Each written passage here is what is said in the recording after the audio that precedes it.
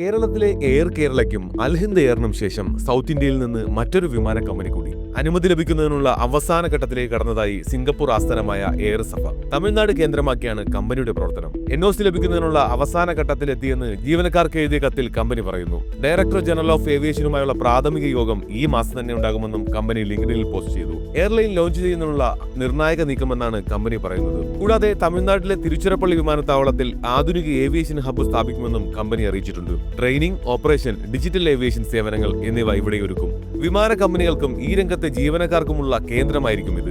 അതേസമയം കഴിഞ്ഞ വർഷം അനുമതി ലഭിച്ച 3 വിമാന കമ്പനികൾക്ക് ഇതുവരെയും സർവീസ് തുടങ്ങാൻ കഴിഞ്ഞിട്ടില്ല. സർവീസ് ആരംഭിക്കുന്നതിനുള്ള വിമാനങ്ങൾ ലഭ്യമല്ലാത്തതും എയർ ഓപ്പറേറ്റർ സർട്ടിഫിക്കറ്റ് ലഭിക്കാത്തതുമാണ് Air Kerala, Alhind Air, Shankh Air എന്നിവയ്ക്ക് തടസ്സമാകുന്നതെന്നാണ് റിപ്പോർട്ടുകൾ സൂചിപ്പിക്കുന്നത്. 12 മാസത്തേക്ക് ഒരു ചെറിയ വിമാനം വാടകയ്ക്ക് എടുക്കുന്നതിന് 200 കോടി രൂപയെങ്കിലും ബാങ്ക് അക്കൗണ്ടിൽ വേണമെന്നാണ് ഈ രംഗത്തുള്ളവർ പറയുന്നത്. ഈ സാഹചര്യത്തിലേക്കാണ് മറ്റൊരു വിമാന കമ്പനി കൂടി കടന്നു വരുന്നത്. ഇതിനോടകം ജീവനക്കാരെ നിയമിച്ച് പ്രവർത്തനങ്ങൾ തുടങ്ങിയ 3 കമ്പനികൾക്കും പ്രതിമാസം 1.5 കോടി രൂപയെങ്കിലും പ്രവർത്തന ചെലവുണ്ടാകുമെന്നാണ് റിപ്പോർട്ടുകൾ പറയുന്നത്. രാജ്യത്ത് കൂടുതൽ വിമാന കമ്പനികൾ ഉയർന്നു വരുന്നത് കണക്ടിവിറ്റിയും യാത്രാ അനുഭവവും മെച്ചപ്പെടുത്തുമെന്നതിൽ സംശയമില്ല. തടസ്സങ്ങളെല്ലാം മറികടന്ന് പുതിയ വിമാന കമ്പനികൾ ഇന്ത്യയുടെ ആകാശം കീഴടക്കുമെന്ന് തന്നെ പ്രതീക്ഷിക്കാം.